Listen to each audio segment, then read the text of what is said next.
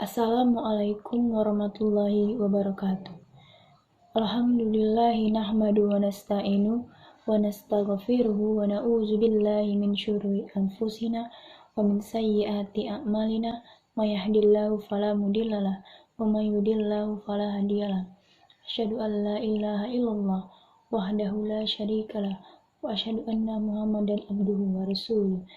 Allahumma sholli ala Muhammad wa ala ali Muhammad kama shallaita ala Ibrahim wa ala ali Ibrahim wa barik ala Muhammad wa ala ali Muhammad kama barakta ala Ibrahim wa ala ali Ibrahim fil alamin innaka Hamidum Majid. Pertama-tama marilah kita panjatkan puja dan puji syukur kita terhadap kehadiran Allah Subhanahu wa taala yang mana telah memberikan rahmat dan hidayah kepada kita sehingga kita dapat menyelesaikan dengan mata kuliah Kapital Selekta Pendidikan Islam. Baiklah, langsung saja saya akan memaparkan sebuah materi yang berjudul Pendidikan Islam di Era Globalisasi. Poin pertama yaitu definisi pendidikan Islam.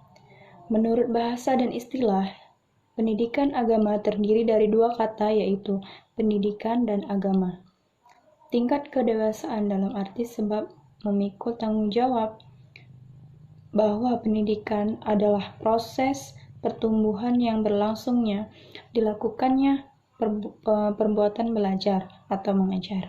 Jadi pendidikan adalah perubahan anak didik baik dari segi fisik maupun mental ke arah kedewasaan setelah melakukan proses belajar mengajar.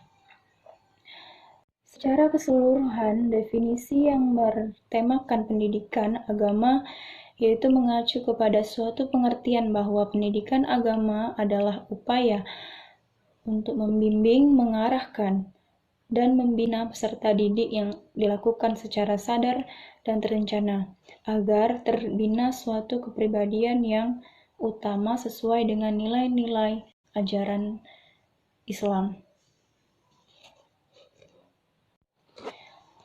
Adapun definisi pendidikan Islam menurut para ahli atau pakar, yang pertama yaitu Endang Saifuddin Ansori, yang kedua Hasan Langgulung, ketiga Prof. Omar Muhammad, keempat Muhammad Fadil Al-Jamali, kelima Omar Muhammad Al-Thani Al-Syaibani, keenam Ahmad D. Marlamba, ketujuh Muhammad Fadil Al-Jamali, ke-8 Syekh Ahmad An-Nauqib Al-Atas.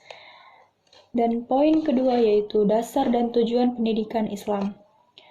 Dasar pendidikan Islam yang dimaksud dengan dasar pendidikan adalah pandangan hidup yang mendasari seluruh aktivitas pendidikan, karena dasar mengangkut masalah ideal dan fundamental, maka diperlukan landasan dan pandangan hidup yang kokoh dan komprehensif, serta tidak berubah.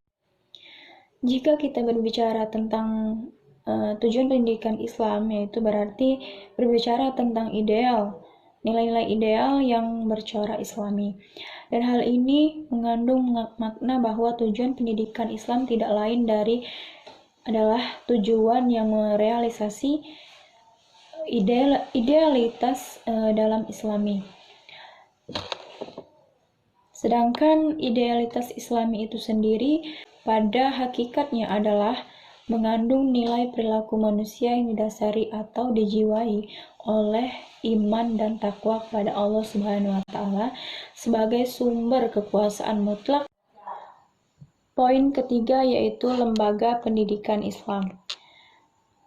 Pendidikan Islam telah dimulai sejak Indonesia masuknya Islam ke wilayah ini, dan pendidikan Islam mulanya berlangsung di daerah-daerah pesisir pantai, dan mereka berdagang sambil mengajarkan agama Islam. Setelah masyarakat Muslim terbentuk, kemudian dibangunlah masjid sebagai tempat ibadah dan mengajarkan pendidikan Islam melalui ceramah, membaca Al-Quran, dan lain-lainnya.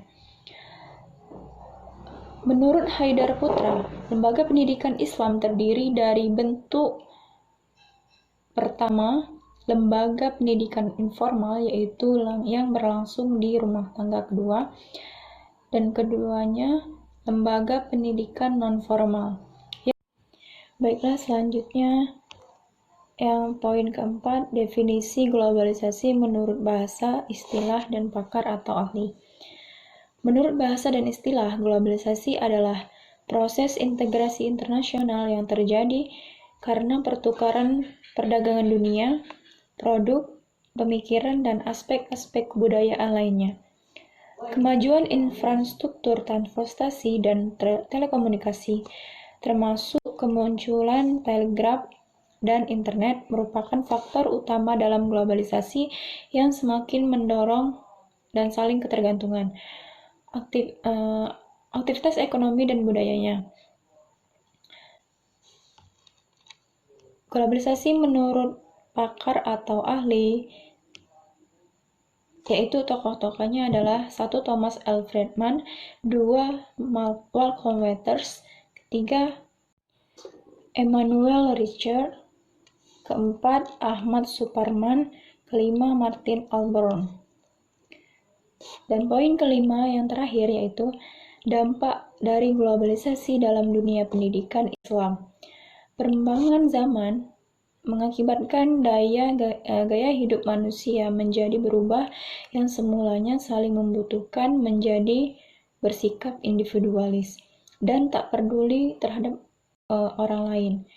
Globalisasi selain menghadirkan dampak positif untuk hidup mudah, nyaman, murah, indah, dan maju, juga mendatangkan dampak negatif, yaitu menimbulkan keresahan, penderitaan, dan penyesalan.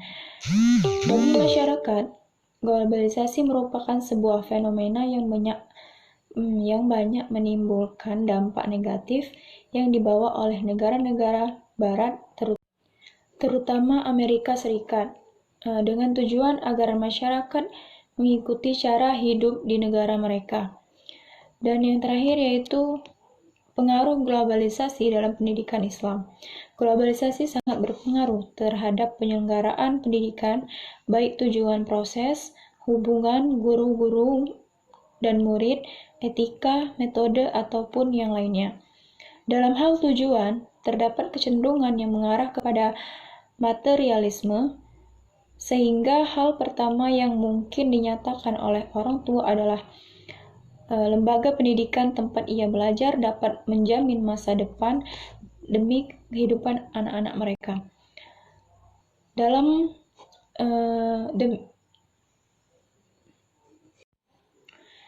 Azyu Mardi Azra mengatakan, pendidikan Islam merupakan pendidikan manusia seutuhnya, akal dan keterampilan dengan tujuan menyiapkan manusia untuk menjalani hidup dengan lebih baik.